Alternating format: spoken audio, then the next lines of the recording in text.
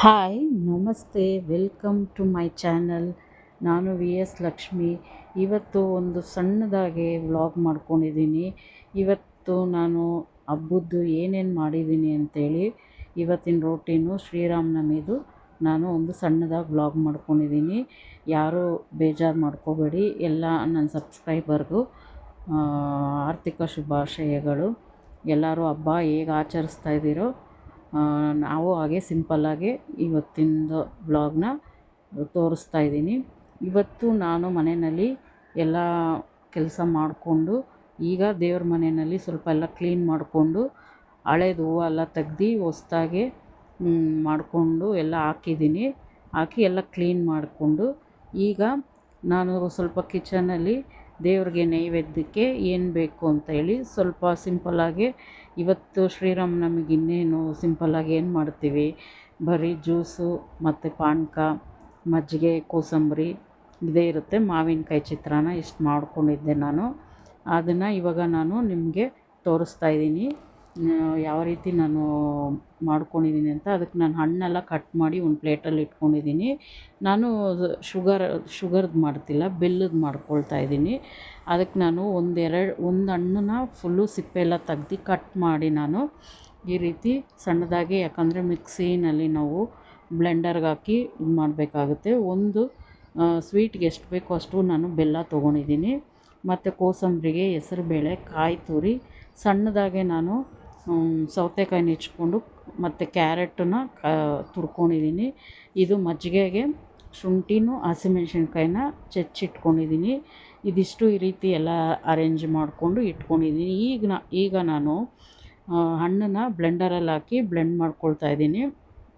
ಈಗ ಎರಡು ಸತಿ ಹಾಕ್ಕೊಳ್ಬೇಕಾಗುತ್ತೆ, ಒಂದು ಸತಿಗೆ ಸಾಲಲ್ಲ. ಒಂದು ಸತಿ ಬ್ಲೆಂಡ್ ಮಾಡಿ ನಾನು ಈಗ ಹಾಕಿದ್ದೀನಿ. ಈಗ ಅದಕ್ಕೆ ನಾನು ಏನು ಸ್ವೀಟಿಗೆ ಜಾಗ್ರಿ ತೊಗೊಂಡಿದ್ನೋ ಬೆಲ್ಲನ ಅದನ್ನು ಹಾಕ್ಕೊಳ್ತಾ ಇದ್ದೀನಿ.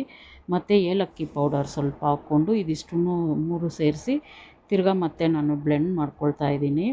ಅದನ್ನು ನೋಡಿ ಮಿಕ್ಸಿ ಜಾರಲ್ಲಿ ಬ್ಲೆಂಡ್ ಮಾಡಿ ಮತ್ತು ಅದನ್ನ ಎಲ್ಲ ಪೂರ್ತಿ ಹಾಕಿ ಮಿಕ್ಸ್ ಮಾಡಿಕೊಂಡು ಅದಕ್ಕೆ ಎಷ್ಟು ಬೇಕೋ ನೀರನ್ನ ನಾನು ಸೇರಿಸ್ಕೊಂಡು ಅದನ್ನ ಫುಲ್ಲು ಮಿಕ್ಸ್ ಮಾಡ್ಕೊಳ್ತಾ ಇದ್ದೀನಿ. ಟೇಸ್ಟ್ ತುಂಬಾ ಚೆನ್ನಾಗಿರುತ್ತೆ ಜ್ಯೂಸ್ ಮಾತ್ರ. ಅದು ಈ ಬಿಸಿಲಿಗೆ ತಂಪಗಿರುತ್ತೆ. ಈ ಬಿಸಿಲು ಕಾಲದಲ್ಲಿ ತುಂಬಾ ಹೆವಿ ಬಿಸಿಲಿದೆ, ಹೊರಗಡೆ ಎಲ್ಲೂ ಹೋಗೋಕ್ಕಾಗೋದಿಲ್ಲ. ಈಗಂತೂ ನಾವು ತಂಪಿಗೆ ಈ ಥರ ಜ್ಯೂಸಸ್ ಅದು ಇದು ಮಾಡ್ಕೊಂಡು ಕುಡಿದ್ರೇ ಬಾಡಿ ನಮಗೆ ಸ್ವಲ್ಪ ಇದಾಗಿರುತ್ತೆ, ತಣ್ಣಗಿರುತ್ತೆ. ಇಲ್ಲಾಂದರೆ ತುಂಬ ಹೆವಿ ಹೀಟ್ಗೆ ನಮಗೆಲ್ಲನೂ ಬರ್ನಿಂಗ್ ಸೆನ್ಸೇಷನ್ ಆಗ್ತಾ ಇರುತ್ತೆ. ಹೊಟ್ಟೆ ಎಲ್ಲನೂ ಸ್ವಲ್ಪ ಇದಾಗ್ತಾ ಇರುತ್ತೆ, ಡಿಹೈಡ್ರೇಷನ್ ಆಗ್ತಾ ಇರುತ್ತೆ. ನೀರು ಕೂಡ ಅಷ್ಟೇ ಚೆನ್ನಾಗಿ ತೊಗೊಳ್ಬೇಕಾಗುತ್ತೆ. ಈಗ ನಾನು ಕೋಸಂಬರಿಗೆ ಹೆಸರುಬೇಳೆ ಒಂದು 5 ನಿಮಿಷಕ್ಕೆ ಮುಂಚೆ ತೊಳೆದು ನೆನೆಸಿಟ್ಕೊಂಡಿದ್ದೆ. ಅದಕ್ಕೆ ಇವಾಗ ನಾನು ಒಂದು ಬೌಲಷ್ಟು ಸೌತೆಕಾಯಿನ ಹಾಕ್ಕೊಳ್ತಾ ಇದ್ದೀನಿ, ಸಣ್ಣದಾಗಿ ಹೆಚ್ಚಿಟ್ಕೊಂಡಿದ್ದೆ. ಅದಕ್ಕೆ ಒಂದು ಬೌಲಷ್ಟು ಕ್ಯಾರೆಟ್ ತುರಿ ಮತ್ತು ಕಾಯಿ ತುರಿ ಇದಿಷ್ಟನ್ನು ಹಾಕ್ಕೊಂಡು ಸ್ವಲ್ಪ ಕೊತ್ತಂಬರಿ ಮತ್ತು ಹಸಿಮೆಣ್ಸಿನ್ಕಾಯಿ ಒಂದೆರಡು, ಖಾರಕ್ಕೆ ನಾವು ನೋಡ್ಕೊಂಡು ಹಾಕ್ಕೊಳ್ಬೇಕು. ಸಣ್ಣದಾಗಿ ಹೆಚ್ಚಿಟ್ಕೋಬೇಕು ಹಸಿಮೆಣ್ಸಿನ್ಕಾಯಿ, ಯಾಕಂದರೆ ಬಾಯಿಗೆ ಸಿಕ್ಕಿದ್ರೆ ಆಮೇಲೆ ಖಾರ ಆಗುತ್ತೆ. ಸ್ವಲ್ಪ ಸಾಲ್ಟ್ ಹಾಕ್ಕೊಂಡು ಮಿಕ್ಸ್ ಮಾಡ್ಕೊಳ್ತಾ ಇದ್ದೀನಿ ಇವಾಗ ಅದನ್ನು.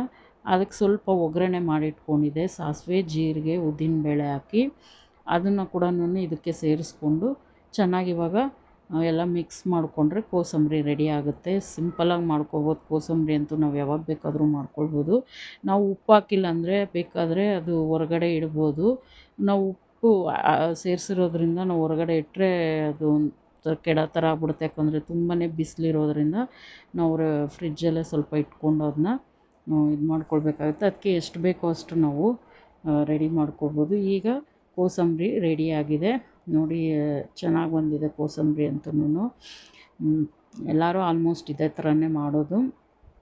ಈಗ ನಾನು ಮಜ್ಜಿಗೆ ರೆಡಿ ಮಾಡ್ಕೊಳ್ತೀನಿ.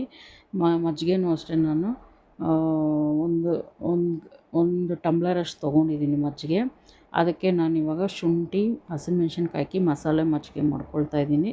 ಸ್ವಲ್ಪ ಉಪ್ಪು ಸೇರಿಸ್ಕೊಂಡು ಅದನ್ನು ಕೂಡ ಬ್ಲೆಂಡ್ ಮಾಡಿಕೊಂಡು ಮಿಕ್ಸಿನಲ್ಲಿ ಅದನ್ನು ಕೂಡ ಚೆನ್ನಾಗಿ ನಾವು ನೀರು ಎಷ್ಟು ಬೇಕೋ ಅಷ್ಟು ಸೇರಿಸ್ಕೊಂಡ್ರೆ, ಮಜ್ಜಿಗೆನೂ ಅಷ್ಟೇ ನಾವು ಎಷ್ಟು ತೊಗೊಳ್ತೀವೋ ಅಷ್ಟು ಒಳ್ಳೆಯದು ಮೈಗೆ. ಈ ಟೈಮ್ನಲ್ಲಿ ನಮಗೆ ಯಾಕಂದರೆ ತುಂಬ ಬಾಯಾರಿಕೆ ಆಗುತ್ತೆ, ನೀರು ಕುಡಿಬೇಕು ಅನಿಸ್ತಾನೆ ಇರುತ್ತೆ. ನೀರು ಅಷ್ಟೇ, ಎಷ್ಟು ಕುಡಿತೀವೋ ಅಷ್ಟು ಒಳ್ಳೆಯದು. ಮಜ್ಜಿಗೆ ಅಂತೂ ನಾವಂತೂ ದಿನಾ ಮನೆಯಲ್ಲಿ ಮಾಡ್ತಾನೆ ಇರ್ತೀವಿ. ಎಲ್ಲರಿಗೂ ಇಷ್ಟ ಆಗುತ್ತೆ ಈ ಟೈಮ್ನಲ್ಲಿ ತಣ್ಣಗೆ ಏನಾದರೂ ಕುಡಿಬೇಕಂತ. ಹಾಗಾಗಿ ಮಜ್ಜಿಗೆ ಇದೆಲ್ಲನೂ ನಮಗೆ ಈ ಬಿಸಿಲು ಕಾಲದಲ್ಲಿ ಇದೆಲ್ಲ ಬಾಡಿಗೆ ಸೇರಬೇಕಾಗುತ್ತೆ. ಹಂಗಾಗಿ ಈ ಮೂಲಕ ಆದರೂ ನಾವು ಇದನ್ನು ಮಾಡಿ ಕುಡಿತೀವಿ. ನೋಡಿ ತುಂಬಾ ಚೆನ್ನಾಗಿ ಬಂದಿದೆ ಮಜ್ಜಿಗೆ ಕೂಡ. ಈ ಥರ ನಾನು ಎಲ್ಲ ಅದಕ್ಕೆ ಸ್ವಲ್ಪ ಕೊತ್ತಂಬರಿ ಸೊಪ್ಪು ಹಾಕ್ಕೊಂಡು ಮಜ್ಜಿಗೆನ ರೆಡಿ ಮಾಡಿಕೊಂಡು, ಕೋಸಂಬರಿ ಎಲ್ಲ ರೆಡಿ ಮಾಡಿಕೊಂಡು, ಈಗ ಅದನ್ನು ನಾನು ದೇವರಿಗೆ ನೈವೇದ್ಯಕ್ಕೆ ಇಟ್ಬಿಟ್ಟು ಪೂಜೆ ಮಾಡ್ಕೊಳ್ಳೋಣ ಅಂತಿದ್ದೀನಿ. ಎಲ್ಲನೂ ಒಂದೊಂದು ಇದರಲ್ಲಿ ಹಾಕ್ಕೊಂಡು ನಾನು ಇವಾಗ ದೇವ್ರ ಮನೆಯಲ್ಲಿ ಪೂಜೆ ಮಾಡ್ಕೊಳ್ಳೋಕ್ಕೆ ಎಲ್ಲ ರೆಡಿ ಮಾಡ್ಕೊಂಡಿದ್ದೀನಿ. ಎಲ್ಲ ಆಗಿದೆ, ಎಲ್ಲ ಹೂವು ಹಾಕಿ ಎಲ್ಲ ಪೂಜೆ ಮಾಡೋಕ್ಕೆ ಸ್ಟಾರ್ಟ್ ಮಾಡ್ಕೊಳ್ತಾ ಇದ್ದೀನಿ. ನಾನೇ ಏನಾದರೂ ಮಿಸ್ಟೇಕ್ ಇದ್ದರೆ ದಯವಿಟ್ಟು ಕ್ಷಮಿಸಿ. ಯಾಕಂದರೆ ನಾನು ಒಬ್ಬಳೇ ಎಲ್ಲನೂ ಮಾಡ್ಕೊಳ್ಬೇಕಾಗುತ್ತೆ, ವೀಡಿಯೋನೂ ನಾನೇ ಮಾಡ್ಕೊಳ್ಬೇಕಾಗುತ್ತೆ. ಟ್ರೈಪಾಡ್ ಇಟ್ಕೊಂಡು ನಾನೇ ವೀಡಿಯೋ ಮಾಡಿ, ನಾನೇ ಎಡಿಟ್ ಮಾಡಿ, ನನಗೆ ಯಾರೂ ಏನು ಮನೆಯಲ್ಲಿ ಸಪೋರ್ಟ್ ಮಾಡ್ತಿಲ್ಲ. ಇದು ನನ್ನ ಖುಷಿಗೋಸ್ಕರ ನಾನು ಮಾಡ್ಕೊಳ್ತಾ ಇದ್ದೀನಿ.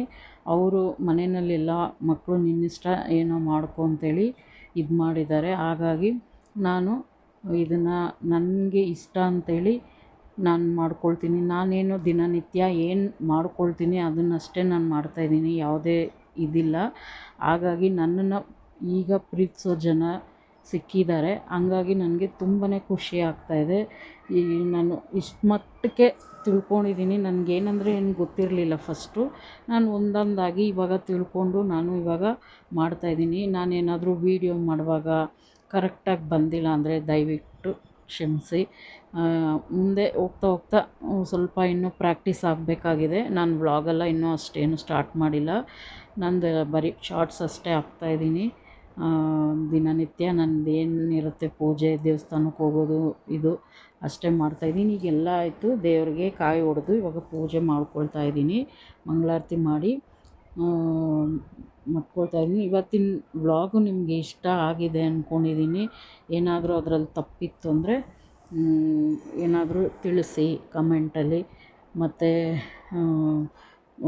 ಇದೇ ರೀತಿ ನನಗೆ ಸಪೋರ್ಟ್ ಮಾಡಿ ಅಂತ ಕೇಳ್ಕೊಳ್ತಾ ಈ ವಿಡಿಯೋನ ಇಲ್ಲೇ ಮುಗಿಸ್ತಾ ಇದ್ದೀನಿ.